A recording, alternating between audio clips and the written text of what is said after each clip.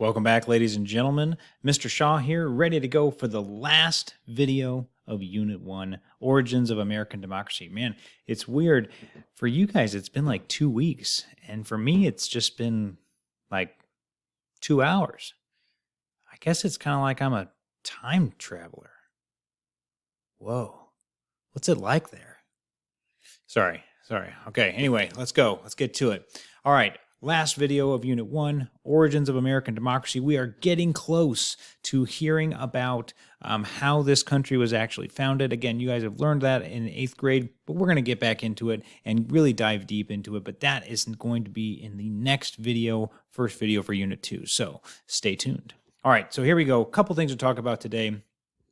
Again, the first big democracy, as I mentioned in the previous video, was in Athens. Again, just really always earns the title of the first democracy. Athens was composed of small city-states. Actually, Athens was a city-state. Sorry, Greece was composed of small city-states.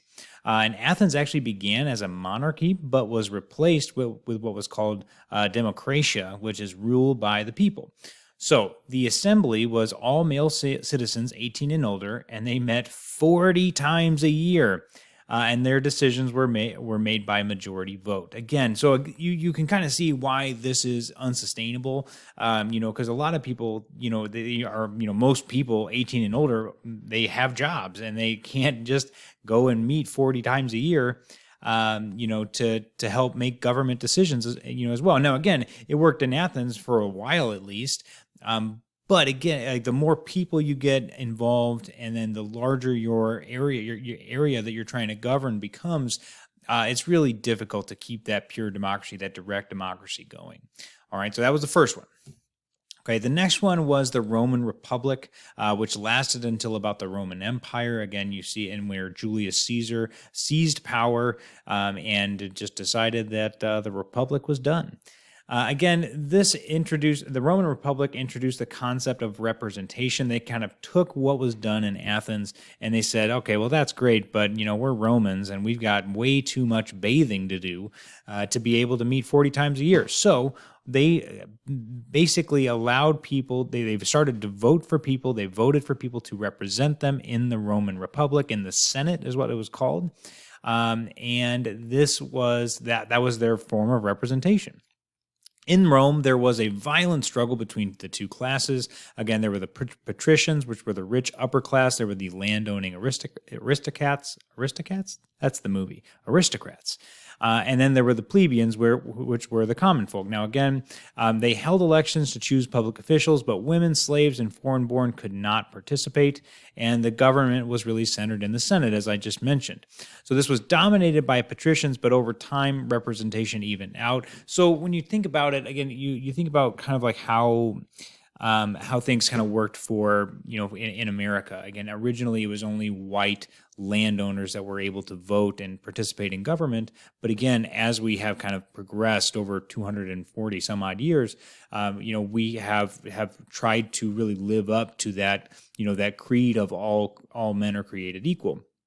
And so that the same is kind of true in the Roman Republic, although by the time Julius Caesar takes over, they're not nearly as worried about kind of, they're much more like it's essentially a dictatorship now, an empire, rather than a republic. So the idea of democracy is pretty much gone after Julius Caesar takes over. Okay, so those are our two big influences, and that's what's kind of crazy. What we really don't talk about a whole lot is that democracy really fell off the face of the planet. I guess the Roman Republic fell, again, and I don't know, I haven't taught world history in years, so you'll have to excuse me. But I mean, the Roman Republic fell really early, in the AD century. So, or I'm sorry, it's the CE century now, the Common Era. And so democracy was gone. It was just gone for, almost, I guess, like 1700 years almost. So when you see, so basically in its place, as I mentioned, you're going to see a lot of monarchies. So the rise of monarchies began as leaders of towns began to appreciating supporting. Let me fix that. Sorry, the child's awake, so I had to transfer downstairs. So what you need to understand is that with the fall of the Roman Republic and the rise of the Roman Empire, we see this concentration of central authority. Okay, and so like that's really what the people started to kind of desire. They wanted that central concentration of authority.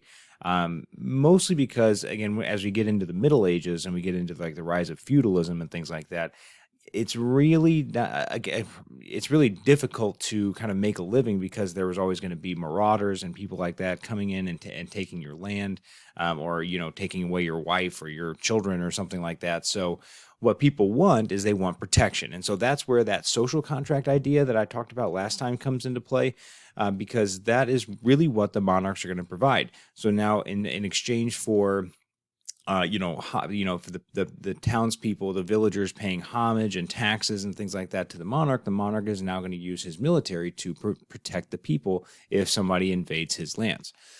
So again, I don't have time to get into feudalism. You guys should already have an idea of what feudalism is. Again, that's not going to be on the test. It's just that's kind of what was happening in between the fall of the Roman Republic and the Roman Empire, and then the rise of absolute monarchies. So feudalism is going to disappear, and absolute monarchs are going to take their place with what's called sovereignty, and this is the utmost authority in decision making and in maintaining order. So, like when somebody has sovereignty, it means that they have the power to pretty much make decisions for themselves. So, like right now, you guys, again, just kind of use an example that might help you kind of like think about this. Right now, you guys yourselves, your teenagers, you don't have sovereignty over your lives. Like you guys are young adults, you have a lot of freedom, but your parents, until you actually become adults, your parents are still going to make a lot of decisions for you, and they really are the ones that have control of your lives. Now, your parents, by contrast, they have sovereignty over their own lives. Okay, myself, again, I am an adult, as strange as that sounds. I have sovereignty over my life, and I can make decisions for my own life. And again, I can make those same decisions for my son. He doesn't have sovereignty until he grows up. Anyway, so the monarchs in the feudal system now enjoyed the benefits and respect of the absolute monarch system. So now these absolute monarchs are going to have complete control, complete power over the lives of their vassals and the lives of their citizens, and they're going to be able to get some money in exchange for that. They're going to offer their protection in exchange for taxes, essentially. Okay. So when we talk about power, authority, and legitimacy, really the rulers they're going to have power, they're going to have the authority, but they have to really earn legitimacy. And this is the hardest part. And so they basically are seeking the consent or legitimacy to rule. And a legitimate government is accepted by the people and other governments. Okay, so if you say you're a monarch or you say that you're a king over these lands, if the people don't accept you, or the other rulers around your territory don't accept that legitimacy, I guess they don't accept that that you are the king, then you are not necessarily a legitimate ruler, and you're going to have to go to wars, fight battles, things like that, in order to actually find that legitimacy or earn that legitimacy. So again, a couple ways to earn that is the first one is tradition. Society has long been governed that way. So for example, if you are like a prince and your father dies and you take over as king, then that has been what has been done for a long time. So people can accept that because that is the tradition. The divine right of kings has also been used very commonly. The divine right of kings is basically like, okay, there is God. The only person above the king is God, and God is the one that has given the king his power in order to rule. Okay, so and this is really interesting just because kings use this all the time, and they said that they had the divine right, and that God gave them the divine right, but you can't question God. You can't ask him hey, is this what you intended? So again, this was kind of a way to establish that legitimacy without really as a genius way to do it, just because nobody could really question what you said, as long as everybody else kind of agreed with you. The personality is also another way to establish legitimacy. A charismatic person with strong leadership can gain support. the government can bind itself to rule of law. That's going to happen kind of after the Magna Carta and the English Bill of Rights, and we'll kind of see that now. So again, monarchs for for many years, many centuries, thought that they were above the law. They didn't think that the law applied to themselves. They could borrow, they could steal, kill, do whatever, and they would be off scot-free. Meanwhile, if you did that as a citizen, you would be, put in jail or killed for that. And then the law must be fair and effective. Okay, so now again, these last two are kind of like newer examples that were not necessarily around for the entire Middle Ages and or even into like the early like 15, 16, 1700s. So if the law is not fair, the people are going to be less likely to follow it. And so that is just, again, it's really important for the king, whomever that he may be, to make sure that he has just laws in order to make sure that people want to follow him. If you're just creating all these unjust laws, people aren't going to want to follow you, and it's much harder to maintain your authority. Okay, so the other two big words you need to know are colonialism and mercantilism. So European colonialism is going to start, kind of with Great Britain and Spain and Portugal, and they're going to start kind of exploring new areas in the world. They're going to start establishing these global powers, okay, by taking these colonies and then harvesting their resources. So colonialism is the control of one nation over lands abroad. Okay, this is really going to define the world, okay, as we know it, is the idea that Europe, since European nations decide that they want to colonize other nations, we are still feeling the effects of this. Okay, and maybe not the United States so much, but the United States became a colonial power itself. So there are definitely nations in the world that are still kind of trying to shake off the idea that they were once a colony.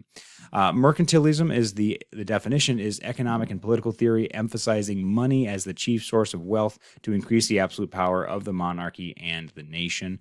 Again, so basically, mercantilism, it's kind of like a cycle. Like you are using the power of money. You are going to be the one with the most money, and you are going to be the one like using that as your authority essentially.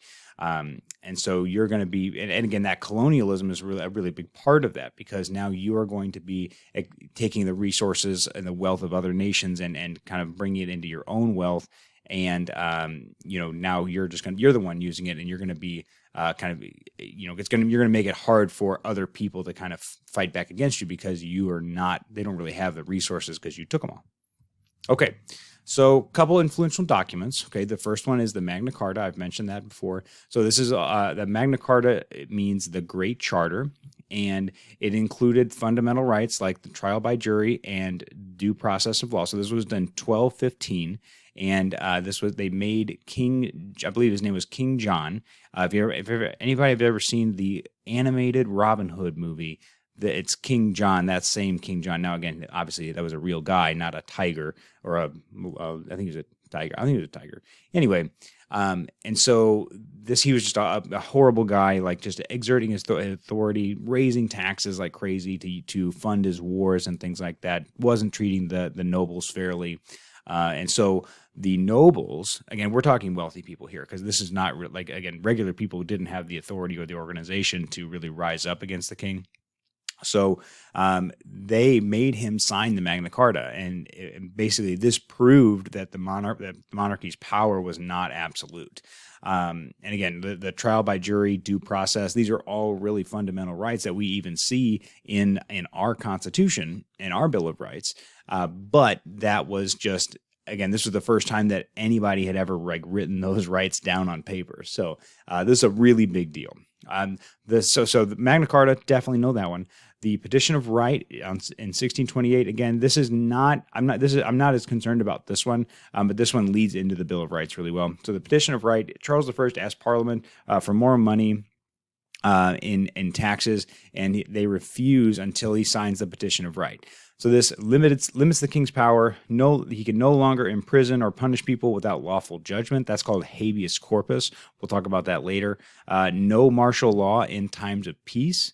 Okay, that's another really good one that's going to pop up in the Constitution, or kind of in the Constitution. And then no man is forced to pay taxes without the consent of an act of Parliament. Okay, so the king can't just pass taxes willy-nilly. And then even a monarch must obey the law of the land. Again, that is rule of law. Okay, and we'll talk more about that a little bit later. But this is really important. This is saying that the monarch is susceptible to the rule of law. And so again, we see this now, again, like presidents that we have, they have to follow the law. And if they're not, then they are held accountable and they can be kicked out of office and then put on trial. All right, and then the last document is the English Bill of Rights. This was 1689. This was William and Mary of Orange. England was looking for in 1689, they were looking for a new rulers. Okay, so basically they asked for William and Mary of Orange to come and be king and queen, but in exchange for that, they wanted to they had them sign the English Bill of Rights. So this prohibits a standing army in peacetime without the consent of Parliament. It also guarantees parliamentary free elections, and it's the right to a fair trial and freedom from excessive bail. So like fair trial, we see that in our Sixth Amendment. Eighth Amendment is freedom from cruel and unusual punishment and excessive bail or fines. And so all of these documents are really important. Again, I would put a star by the Magna Carta and the English Bill of Rights, though. Those are the two that you need to know. So the English Bill of Rights essentially it makes England go from an absolute monarchy to a constitutional monarchy. Okay, where now the king's power is limited by a constitution. Okay, he can't just do whatever he wants. All right, let's get into the Enlightenment. That's going to be the last thing in this video, and then we're good to go, guys. All right, so these again, I need to emphasize that absolute monarchs had been really just wreaking havoc with their power, raising taxes, fighting wars with people's money, throwing people in jail for no reason. And so we have a handful of people, men and women, who are going to now kind of start what's called the Enlightenment. And the Enlightenment is this new era where we are going to emphasize science and reasoning behind making decisions. We want to see evidence for our decisions, and we're no longer going to rely on what the king says or on what God says. Okay, this is really important. Okay, so we want to make decisions based on visible evidence, essentially. Okay, so Thomas Hobbes is the first guy. He's the first philosopher. Okay, and so in 1651 he wrote the book Leviathan, and he said in that book that people were selfish and greedy and need government to impose order. Okay, have you ever heard people say life is nasty, brutish, and short? Okay, that was Thomas Hobbes. He was not a very positive person. So he was the first guy, though, to mention the social contract. Okay, so this is, again, put a star by this one. You need to know it. People in society are going to agree to give up some freedoms in exchange for peace, safety, and order that the government is now going to provide. Okay, we'll talk more about that in class. But he did believe that absolute monarchy was the best form of government. However, he said that it needed to be fair. This social contract had to be upheld. Okay, all right, moving on. John Locke, this guy is the most important one to know. Okay, so you guys make sure you put a star by him. Okay, he is the most important one because he has the most influence over our Constitution and the Declaration of Independence. All right, so John Locke read Thomas Hobbes' work, and he thought this is too negative. So I don't actually know what he thought. It could have been a lot of things, but he believed that people are naturally happy, tolerant, and reasonable. He believed also that people are born with natural rights. Okay, natural rights are basically just God-given rights that no man can take away. And these rights are life, liberty, and property. Again, Thomas Jefferson is going to kind of take those and change them to life, liberty, and the pursuit of happiness. John Locke believed that the purpose of government is to protect people's natural rights. Okay, again, that goes back to social contract as well. And then the people consent to the government whose power is limited by laws. So again, that's a kind of a confusing way to think about that. But the idea is the people are the ones that are granting authority to the government. Okay, the government is not the one they're not the ones with the actual power. Okay, the people with the power. The people are the ones with the power, and that's called popular sovereignty. Okay, and we'll get into that a little bit more later. So this is one of the most, this last one is a really interesting one because it says, if a government fails to protect the natural rights of the citizens, then the people have the right to overthrow it. So that line right there is going to be the big justification behind the Declaration of Independence. Okay, as colonists, the American colonists are going to believe they don't think that the British government has their best interests at heart, that they are failing to protect their natural rights, and they are now going to rebel. Okay, so if you want to put Declaration in there in parentheses or something like that, it's a good idea. Okay, next one is Jean-Jacques Rousseau. So Jean-Jacques Rousseau believed that people were born good, but society corrupted them. Okay, and he actually wrote his book was called The Social Contract, and he said man is born free, but everywhere is in chains.